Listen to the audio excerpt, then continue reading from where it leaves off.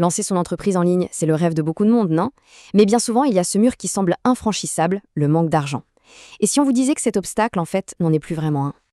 Alors la grande question, est-ce que c'est possible, vraiment, de démarrer sans 1 euro en poche? On a tous cette idée en tête que sans financement, c'est la catastrophe assurée. Eh bien, la réponse, et c'est ça qui change tout, c'est un grand oui. Aujourd'hui, avec tous les outils numériques qu'on a à notre disposition, on peut créer les fondations de son business pour rien du tout. 0 €. Allez, on rentre dans le vif du sujet. On va explorer ensemble 3 modèles économiques super puissants, qui coûtent pas cher à lancer et surtout qui partagent un avantage énorme, pas besoin de gérer le moindre stock. Premier modèle, le marketing d'affiliation. Le concept est simple. En gros, on devient un super recommandeur. On fait la promotion de produits d'autres entreprises et à chaque fois que quelqu'un achète via notre lien personnel, hop, on touche une commission. Ça tourne souvent entre 5 et 30%, ce qui est loin d'être négligeable. Deuxième option, le dropshipping. Là, on monte sa propre boutique en ligne. On vend des produits sous sa propre marque, mais, et c'est là que c'est magique, on ne touche jamais les produits soi-même. C'est le fournisseur qui s'occupe de tout. Le stock, l'emballage, l'expédition. Et enfin, le drop servicing. C'est tout simplement le même principe que le dropshipping, mais adapté au service.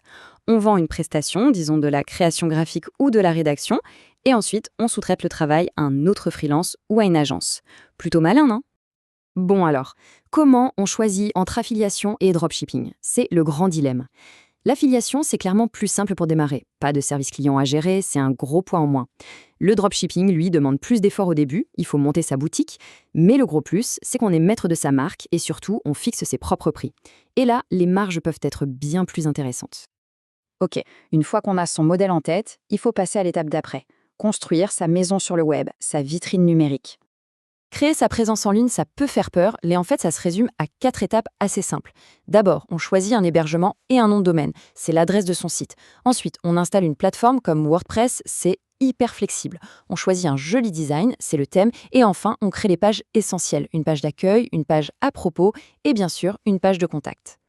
Et attention, ce n'est pas juste un truc technique. Un site web, c'est la pierre angulaire de sa crédibilité. C'est un peu comme avoir un commercial qui travaille 24 heures sur 24, 7 jours sur 7, pour bâtir la confiance avec les futurs clients. La vitrine est prête, elle est belle. Maintenant, il est temps de faire entrer du monde. On part à la recherche des clients. Une fois qu'on a une présence en ligne solide, le chemin le plus direct vers les clients, ce sont les plateformes de freelancing. Pourquoi? Parce que les clients y sont déjà, en train de chercher activement des compétences. Des plateformes comme Malt, Upwork ou Fiverr, c'est vraiment des incontournables pour démarrer. Et l'échelle de ces plateformes est juste impressionnante. Si on prend Malt par exemple, une référence en Europe, il y a plus de 700 000 freelances inscrits. Les opportunités sont là, elles sont immenses. Ce qui est intéressant, c'est que chaque plateforme a sa propre spécialité. Malt, c'est très centré sur l'Europe, souvent pour des projets plus longs, pour des profils experts.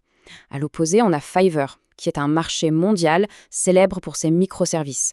Des petites missions courtes et bien définies. Bon, pour opérer efficacement sans budget, il faut absolument s'équiper avec la bonne boîte à outils. Et la bonne nouvelle, c'est qu'elle peut être entièrement gratuite. Pour créer des visuels qui ont de l'impact, que ce soit pour les réseaux sociaux ou le site web, des outils comme Canva, Pexels ou Unsplash sont de vraies pépites. On y trouve des milliers d'images gratuites et des modèles de design super faciles à utiliser. Pour gérer sa présence sur les réseaux sociaux efficacement, des plateformes comme Buffer ou Hootsuite sont géniales. Elles permettent de programmer ses publications sur plusieurs réseaux à partir d'un seul tableau de bord. C'est un gain de temps absolument énorme. Construire une liste d'emails, c'est la clé du succès à long terme.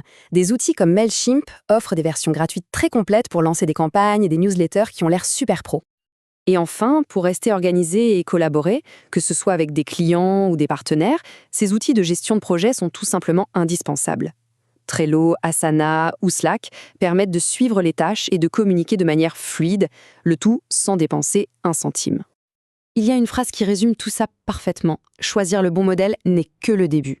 Le succès dépend de l'exécution et de l'utilisation des bons outils pour construire et croître. C'est exactement ça. Il faut démarrer intelligemment, mais après, c'est l'action et la persévérance qui font toute la différence.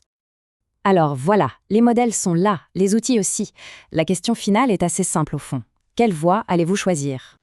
La chose à retenir, c'est que les barrières pour se lancer n'ont jamais été aussi basses qu'aujourd'hui. Ce qui compte le plus maintenant, c'est la vision et la volonté de commencer. Parce qu'avec le bon modèle et les bons outils, une simple idée peut vraiment devenir une réalité.